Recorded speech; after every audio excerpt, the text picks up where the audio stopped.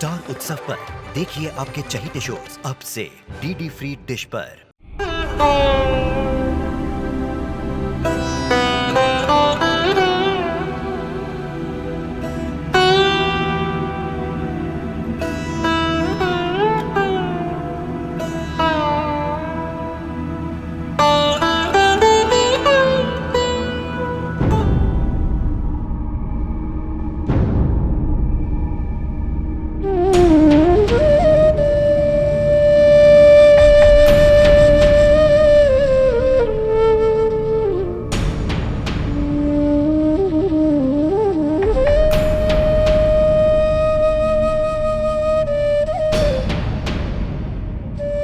हमें क्षमा कर दीजिए माता। यदि कुछ ही समय के लिए महादेव को पाकर उन्हें खोने का हमें इतना दुख हो रहा है, तो आपको और पूरे संसार को कितना दुख हो रहा होगा।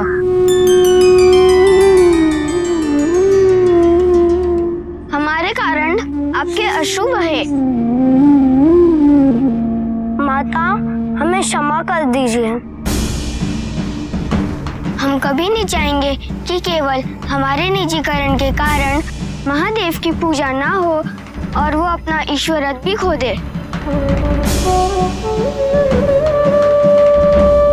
हम महादेव को उसी प्रकार लौटाएंगे जिस तरह देवर्षि नाद ने देवराज इंद्र को लौटाया था।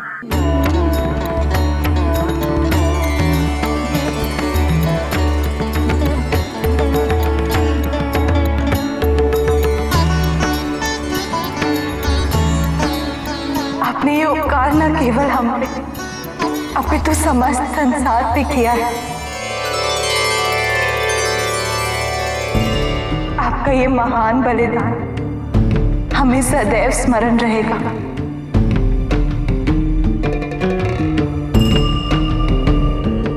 अब आप सबको आशीर्वाद देते हैं कि महादेव आपके पास ना होते हुए भी सदैव आपके साथ रहेंगे।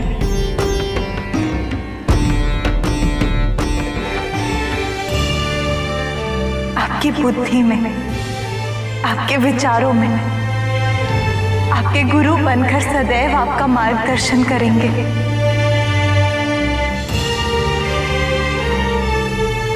उसी प्रकार से जैसे आप चारों की मंशा है।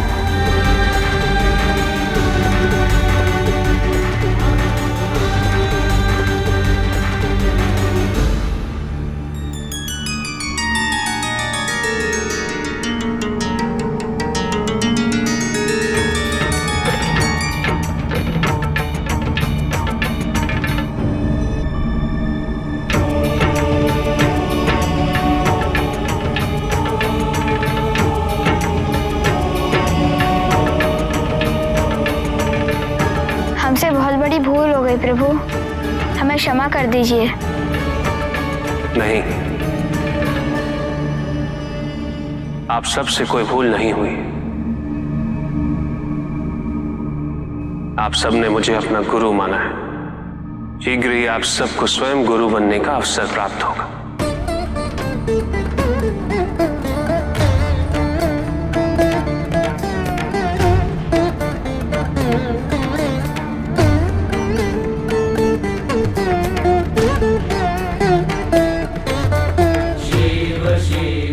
प्रभु, चलिए, कैलाश शीघ्र चलिए।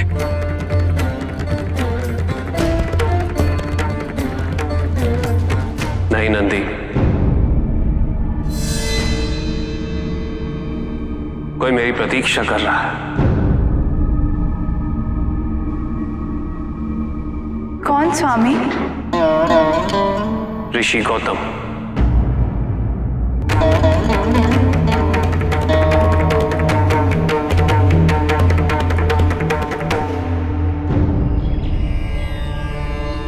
क्षमा कीजिएगा स्वामी, आपने कल रात्रि से भोजन नहीं किया है और अब तो दिन भी आधा निकल चुका है। चल करके कुछ ग्रहण कर लीजिए ना।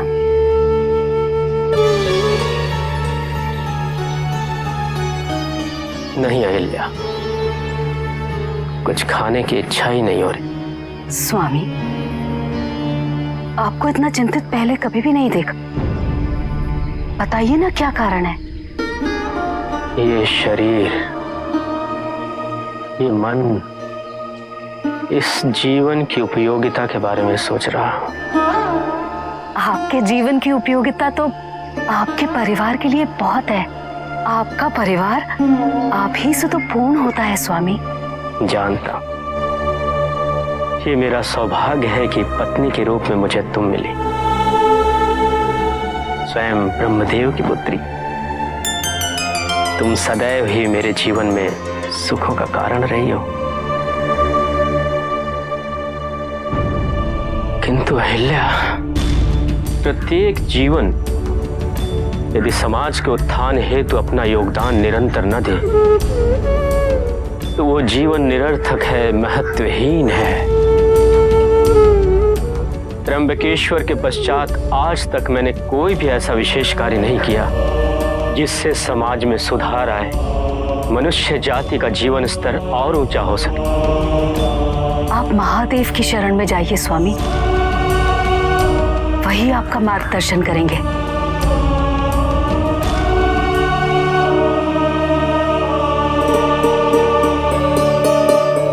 तुमने तो मेरे मुंह की बात छीन ली। मैं भी यही सोच रहा था कि मुझे महादेव से मिलने हेतु पुनः कैलाश जाना होगा। वही बताएंगे कि अब आगे मुझे क्या करना चाहिए। न्याय सूत्र की रचना। प्रभु आप? प्रणाम प्रभु। न्याय सूत्र? हाँ ऋषि गौतम, न्याय सूत्र। धन्य भाग्य हमारे प्रभु, आप हमारे आश्रम में पधारे। आइए प्रभु, आइए।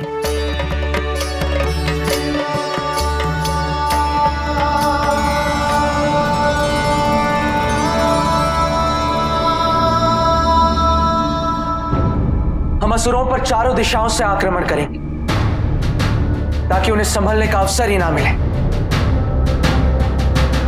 और हाँ,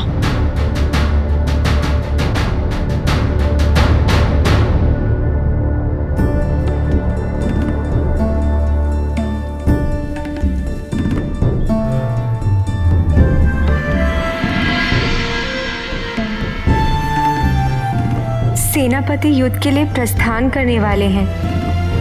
क्या उनके जाने से पूर्व मैं उनसे अपने हृदय की बात कह पाऊंगी?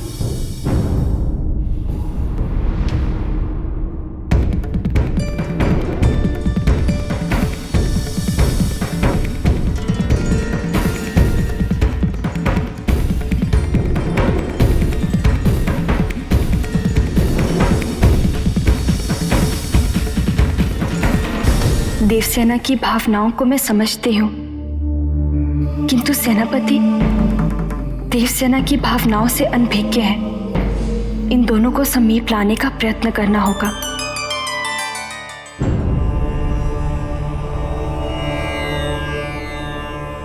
आपकी इच्छा अवश्य पूरी करूंगा प्रभु,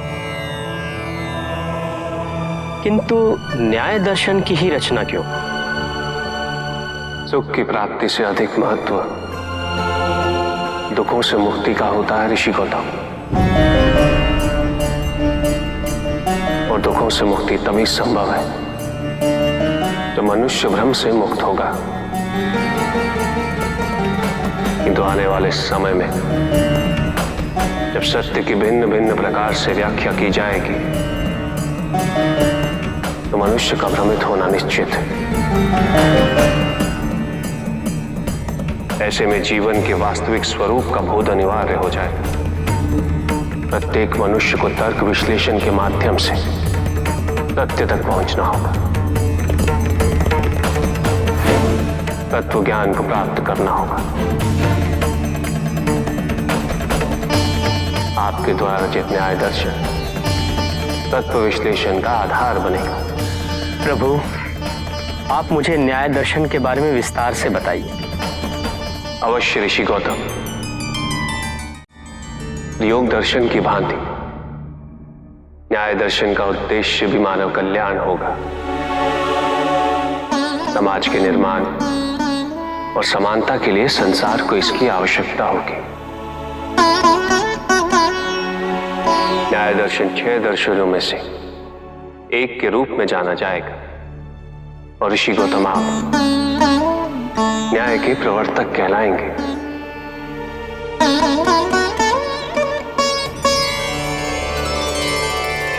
अच्छा प्रभु, अब मुझे न्याय के तथ्यों के बारे में कुछ बताइए। न्याय दर्शन में आपको 16 तथ्यों का समावेश करना होगा ऋषि गौतम। तो ये 16 तथ्य कौन कौन से हैं प्रभु? प्रमाण, संशय, प्रयोजन, दृष्टांत, सिद्धांत, जल, छल, जाति, निग्रहस्थान, हेत्वाभास, निर्णय, वाद, प्रतंड, अव्यय, तत्, प्रमेय। इन 16 तथ्यों का अध्ययन न्याय रचना के लिए अनिवार्य है ऋषि गौतम।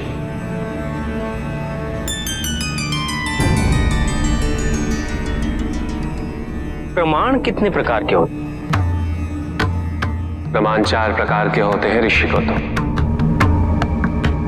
प्रत्यक्ष, अनुमान, उपमान और शब्द। इन चारों के माध्यम से जो सिद्ध होता है वो प्रमेय कहलाता है। प्रमेय 12 प्रकार के होते हैं ऋषि गौतम। अर्थ, शरीर, मन, बुद्धि, दोष, फल, दुख, अपवर्ग, इंद्रियां, प्रवृत्ति, प्रत्यय भाव और आत्मा। इन 16 तथ्यों का अध्ययन और चिंतन अनिवार्य है ऋषि गौतम।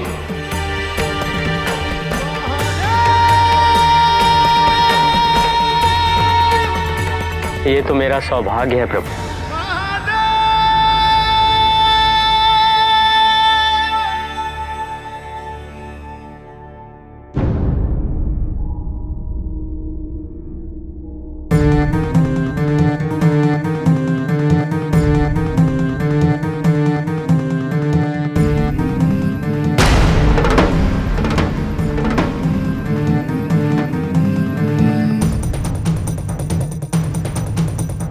मेरे प्रस्थान का समय हो चला ऋषि। स्मरण रहे, ये कार्य सहज नहीं होगा। जिस न्याय दर्शन की रचना आप इस समाज के कल्याण के लिए कर रहे हैं, सर्वप्रथम उसका अनुसरण आपको अपने व्यक्तिगत जीवन में करना होगा।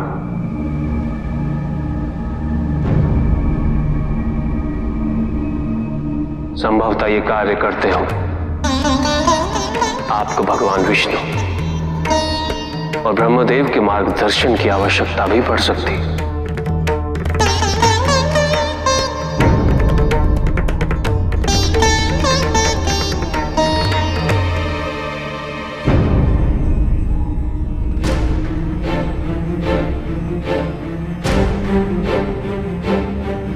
आपका ये स्थल पावन बना रहेगा ऋषि गौतम,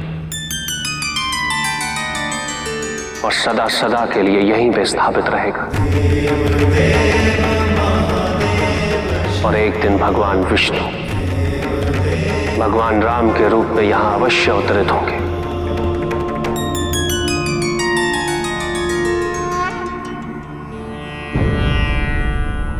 और उस दिन आपके द्वारा रचित न्याय दर्शन को संपूर्णता प्रदान होगी।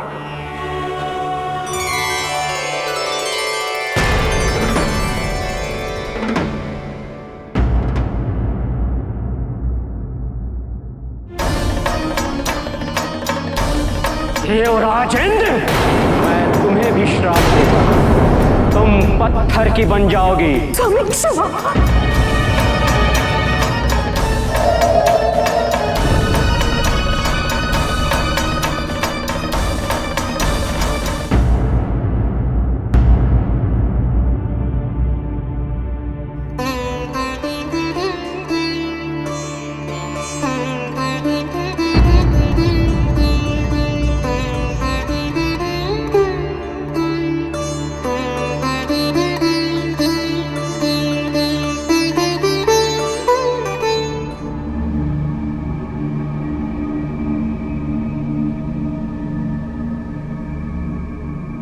हमें क्षमा कर दीजिए महादेव।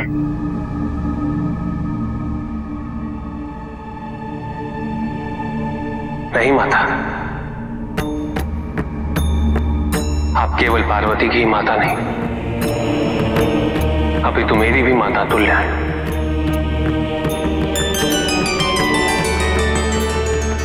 और मां अपनी संतान से क्षमा नहीं मांगती, अभी तो अपनी संतान को क्षमा करती है। जो भी हुआ वो केवल पार्वती के मन में उत्पन्न हुए भय के कारण हुआ।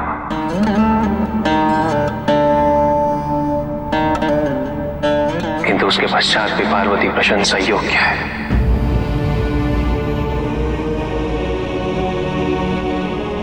क्योंकि वो मुझे पुनः कैलाश पिलाई है।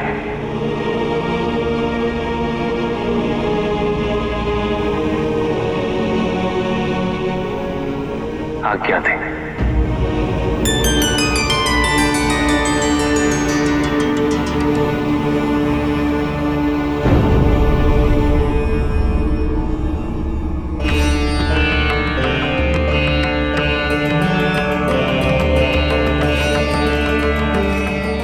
पार्वती, महादेव लौट आए, अब हमारी सारी चिंताएं दूर हो गई। हम अब अपने भवन के लिए प्रस्थान करेंगे।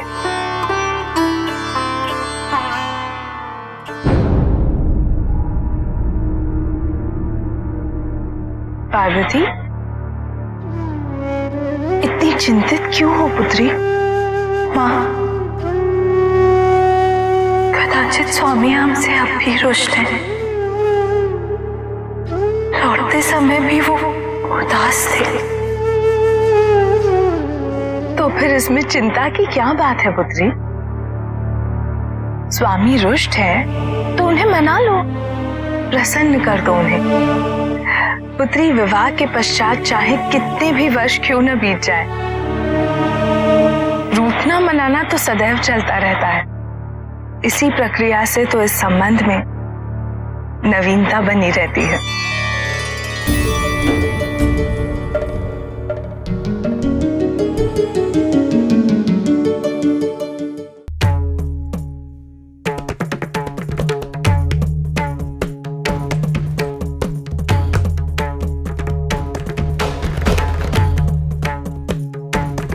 स्वामी, भोजन।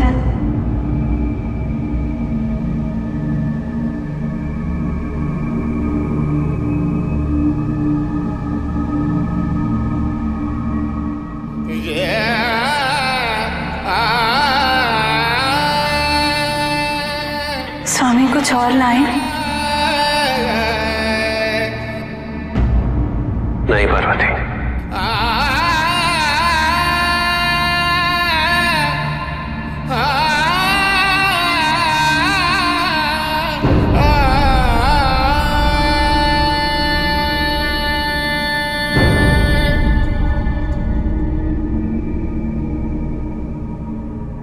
आप भोजन में रुचि नहीं दिखा रहे स्वामी।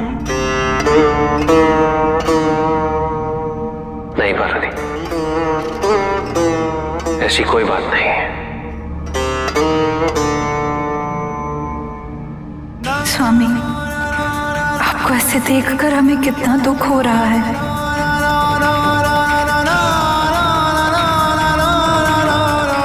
हम जानते हैं हमसे भूल हुई है, किंतु हम आपको कैसे मनाएं? कैसे प्रसन्न करें आपको?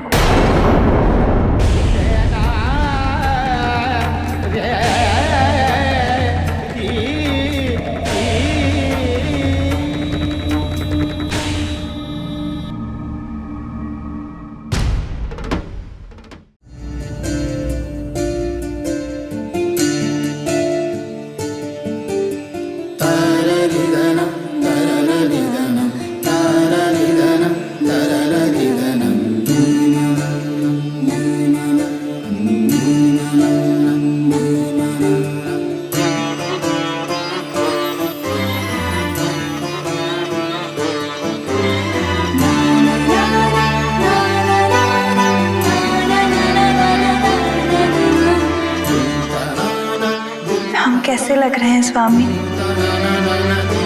तुम तो मुझे प्रत्येक रूप में प्रिय लगती हो पार्वती।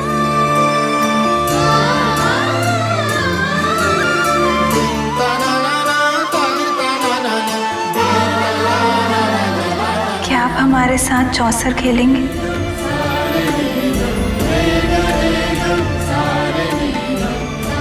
अवश्य।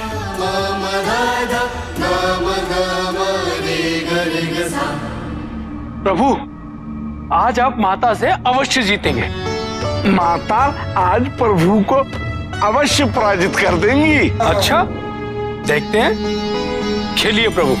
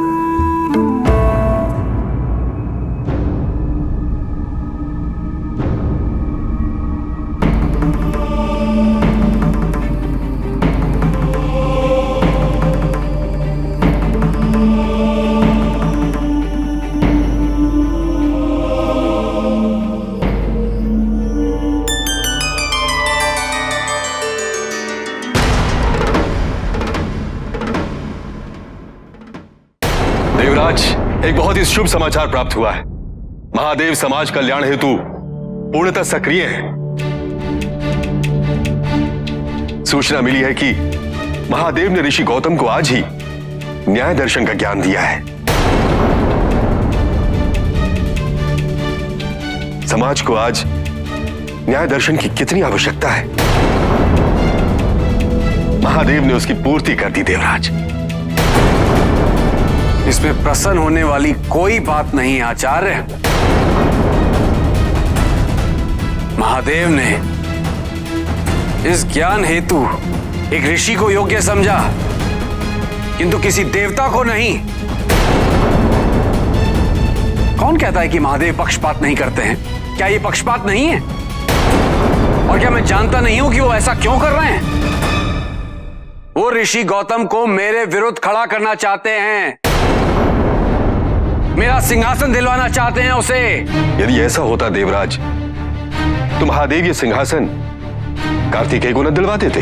यदि वो ये सिंहासन कार्तिकेय को दिला देते तो उनपे कुल पक्षपात का आरोप लग जाता, और यदि ऋषि गौतम को दिलवाएंगे तो इस संसार में कोई भी उनसे प्रश्न नहीं करेगा।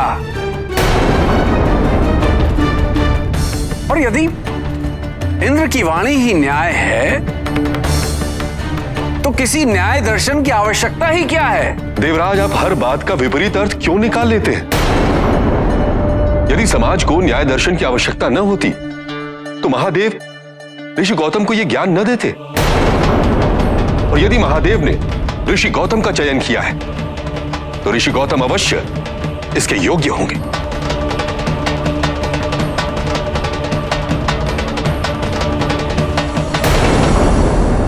योग्यता की बात कर आपने मेरे अपमान के घाव को पुनः खोल दिया है आचार्य। ऋषि गौतम की पत्नी अहिल्या, मैं उससे विवाह करना चाहता था, किंतु उसके पिता ब्रह्मदेव ने उसका विवाह ऋषि गौतम से कर दिया। सुना है ऋषि गौतम अपनी पत्नी से बहुत प्रेम करते हैं। देवराज, आप किसी अनहोनी के विषय में तो नहीं सोच रहे? स्मरण रहे देवराज, ऋषि मुनियों के साथ किया गया दुर्व्यवहार आपको केवल और केवल पतन की ओर ले जाएगा। स्मरण रहे।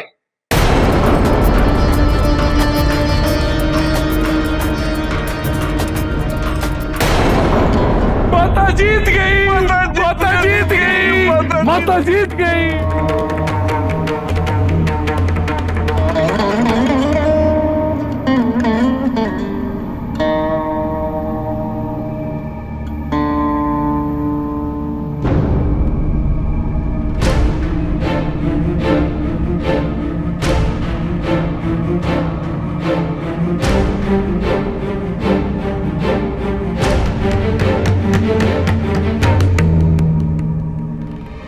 स्वामी, हम जानते हैं हमसे बहुत बड़ी भूल हुई और आप हमसे रुष्ट हैं, हमें ये भी ज्ञात है, किंतु हमें समझ नहीं आ रहा कि हम ऐसा क्या करें। आप हमें क्षमा करें, हमसे पुनः प्रसन्न हो जाए। स्वामी कुछ तो कहिए। स्वामी आप क्रोधित हो जाइए, हमसे ये कहिए कि हमने आपको दुख पहुंचाया है, किंतु आपका मौन और आपकी उदासीनता हमसे सहन नहीं हो।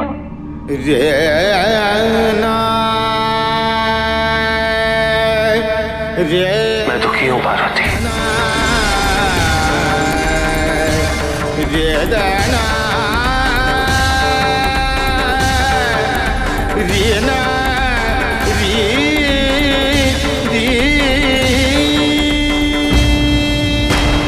और मेरे दुख का कारण ये समस्त संसार है।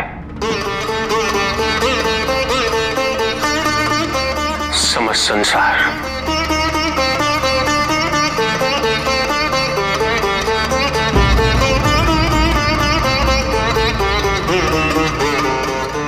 संसार से? किंतु क्यों स्वामी? मंथन के पश्चात तो संसार का उद्धार ही हुआ है। कितना बड़ा परिवर्तन आया है संसार में। कोई परिवर्तन नहीं हुआ है पार्वती। किंतु स्वामी, मंथन के पश्चात तो संसार में श्री की वापसी हुई है।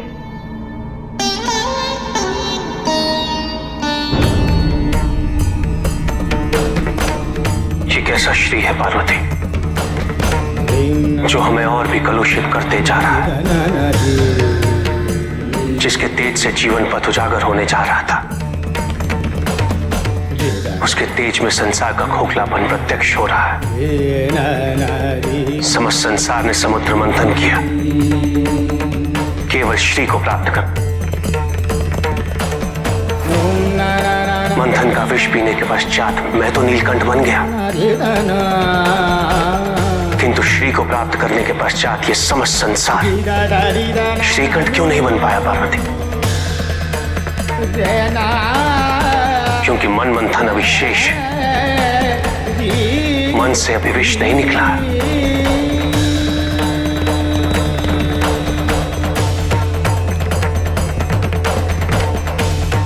और जब तक मन से विष नहीं निकलेगा, श्री का दुरुपयोग सदैव होता रहे।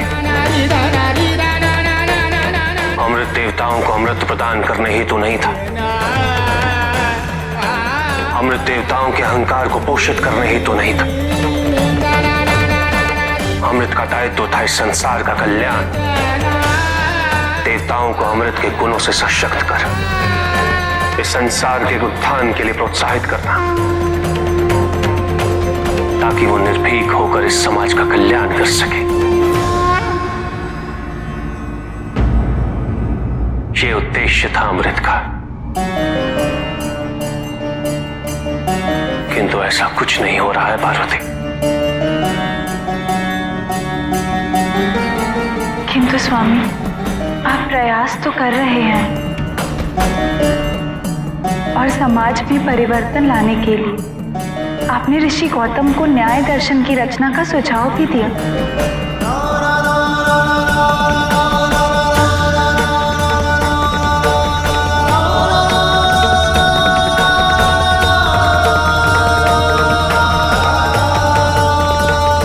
पार्वती, केवल न्याय दर्शन की रचना कर लेने से संसार का उद्धार नहीं होगा। न्याय का पालन करना अनिवार्य।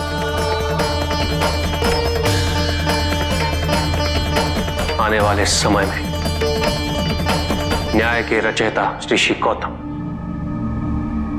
स्वयं न्याय का पालन नहीं कर सकेंगे। जब तक ये समाज भय मुक्त नहीं होगा, इस समाज में न्याय का अनुसरण करना संभव ही नहीं। भय होगा तो कोई प्रश्न नहीं उठाएगा, कोई तर्क वितर्क नहीं करेगा। इस भयभीत समाज में न्याय का अनुसरण करना संभव ही नहीं है पार्वती। किंतु स्वामी, आपका तात्पर्य किस भय से है? हमारे पुत्र कार्तिकेय के होते हुए अब संसार पर असुरों का भय भी नहीं, श्री की प्राप्ति के पश्चात संसार में निर्धनता का भय भी नहीं, और अमृत प्राप्त करने के पश्चात देवताओं को मृत्यु का भय भी नहीं। क्या तुम भय मुक्त हो पाई हो पार्वती? तुमने मुझे प्राप्त करने के लिए कितने जन्म लिए, कितनी कठोर तपस्या की,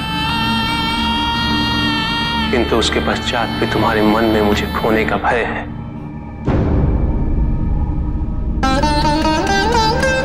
शिव को पाके भी यदि शिव को खोने का भय रहे तो वो शिव को पाना नहीं हो।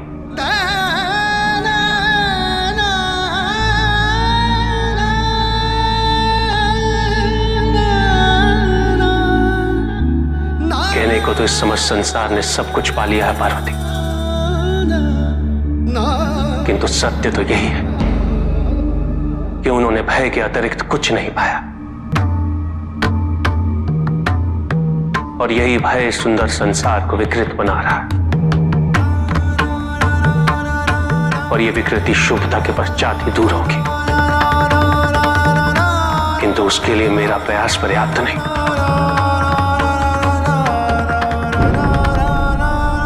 प्रयास तुम्हें भी करना होगा पार्वती।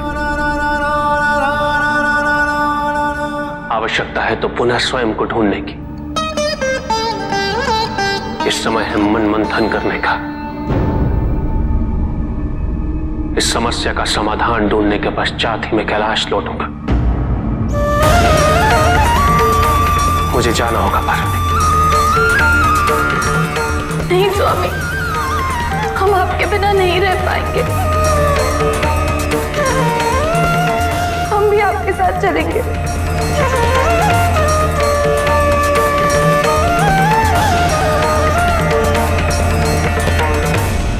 तुम यहां रह के अपने दायित्व की पूर्ति करो पार्वती।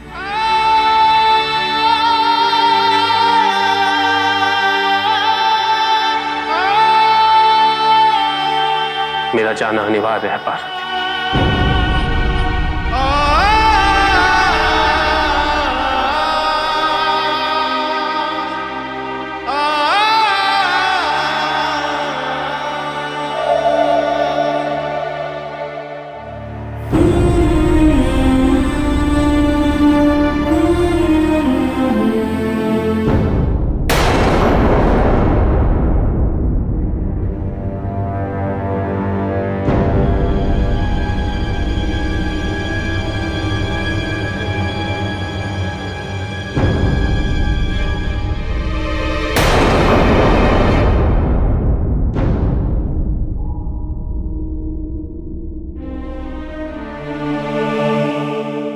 माता,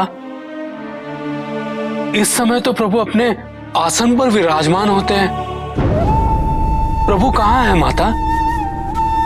और माता आप इतनी चिंतित, इतनी दुखी क्यों हैं? बताइए ना माता।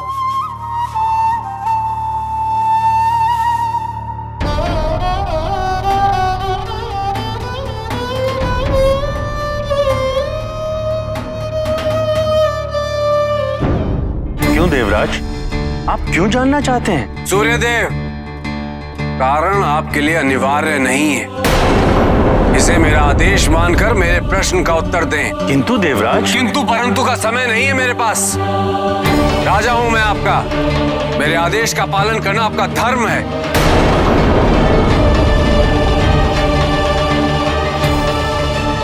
ऋषि गौतम ब्रह्म मुहूर्त में अपने आश्रम से निकलते हैं स्नान हेतु।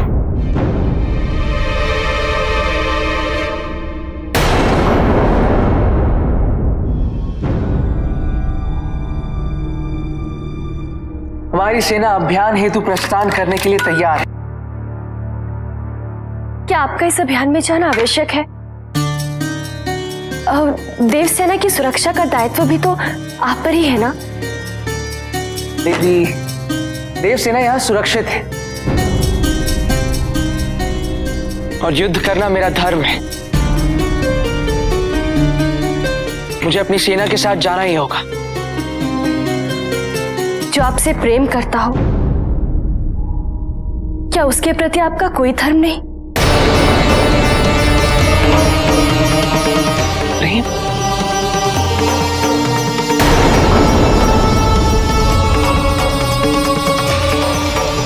देवसेना?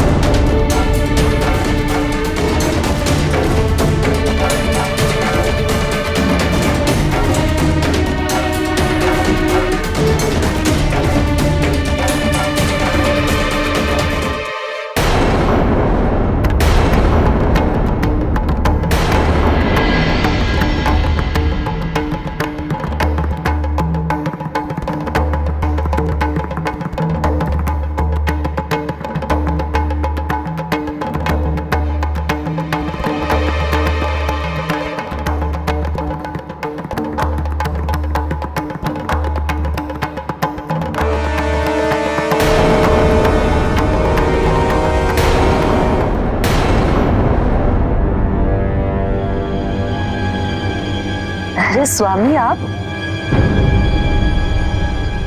तो अभी अभी बाहर गए थे ना?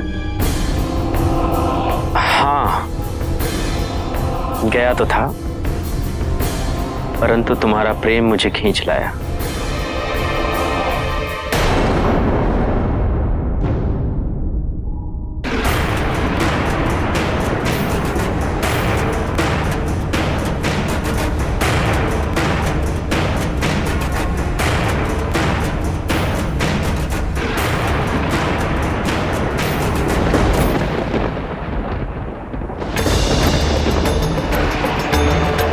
कहीं किसी ने मेरे साथ कोई छल तो नहीं किया है?